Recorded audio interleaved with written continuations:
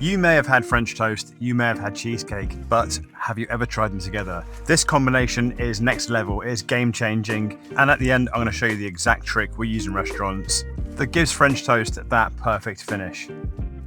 But to start with, we're going to create the batter. We're going to take fresh whole milk, double cream. We mix milk and double cream together to make it a little bit lighter. 2 fresh eggs, a teaspoon of vanilla essence with the vanilla seeds in, some cinnamon dusted in there as well, about 1 tablespoon, and then mixed around to combine that all together. Now, this is on the menu at work. We're going to do a blueberry cheesecake French toast. So we're going to take frozen blueberries, approximately 200 grams, and then we're going to add 200 grams of caster sugar. We're going to be aiming to make a light jam, a light compote. Now, 1 teaspoon of vanilla essence going there as well. Now, some fresh lemon zest to give it a little bit of zing. And now we're going to pop that on a low heat, just so the juice releases and starts thickening up with the sugar to make a nice light blueberry jam.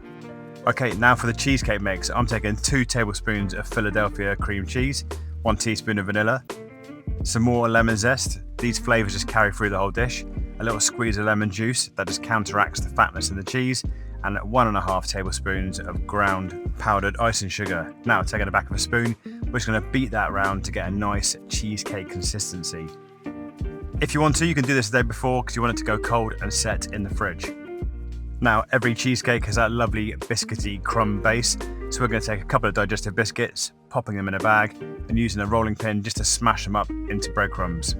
Now, once the French toast is cooked, we want to dust it in sugar, so we're going to put some caster sugar into a bowl, about 1 tablespoon of ground cinnamon, and then we're just going to mix that together to combine the sugar and the cinnamon, ready for when the French toast is cooked and comes out of the pan. A bit like a donut that's just been fried. Okay, the bread we're going to use for French toast is soft buttery brioche. We're going to do 2 nice thick slices. I'm going to sandwich these up with a little bit of that blueberry jam mixture in the middle, so as you cut through it, the berries pop in your mouth. Making your little sandwich, pushing it down so it stays together. There we have a nice little blueberry jam brioche sandwich, ready to go into our egg batter mix. Now, with brioche, you don't want to soak it too long, otherwise it's going to go too soggy. So it's nice and spongy, so it's going to dip that sandwich into the egg mix, turn it over, let it soak a couple of seconds on the other side, and then take it over to our frying pan. I'm using a really good strong cast iron skillet. This is going to generate nice, hot, consistent heat. So we're going to lift that brioche up, let it drain, and then add it to the hot skillet. This gives the French toast a beautiful sear on one side. Now, one of the secrets to this, don't move it around too much. Just leave it, check it if you need to get a nice golden brown on one side, then flip it over, and we're going to do the same on the second side. Don't move it around, don't bash it about, just leave it to sear on that hot skillet. And look at that, beautiful caramelization. Now, here's that tip I was saying we do in restaurants. We're going to dip it into the sugar first, allow the sugar to coat the outside of the French toast, both sides, and now this French toast is going to go back into that hot skillet. This way you get that kind of creme brulee effect, and the sugar caramelizes on the outside of the bread. In French, pain perdu, eggy bread, this French toast, look at that, the caramelization on that looks delicious. This is all in real time, so it's a nice quick dish to do for a brunch or for family or for guests. We're going to plate it up. Now, I've taken my cheesecake mix out of the fridge. In a bowl, I'm going to take some hot water, I'll boil the kettle, going to heat my spoon up to get a real nice scoop of that cream cheese.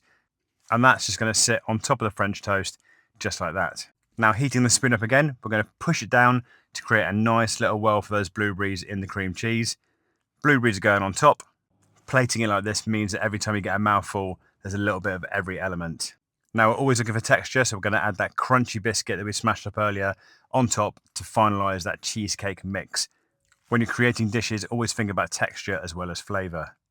And there we have it, the beautiful blueberry cheesecake French toast. This is on our menu at Carvey in Winchester, but now you can try it at home and let me know what you think in the comments. I'll put the full recipe on the website, www.winchestercookeryschool.com. But here we go, the best part. Smells good, looks good, let's give it a try. It's delicious. That is so good. Please, please, please give it a try. Let me know what you think. It is so good.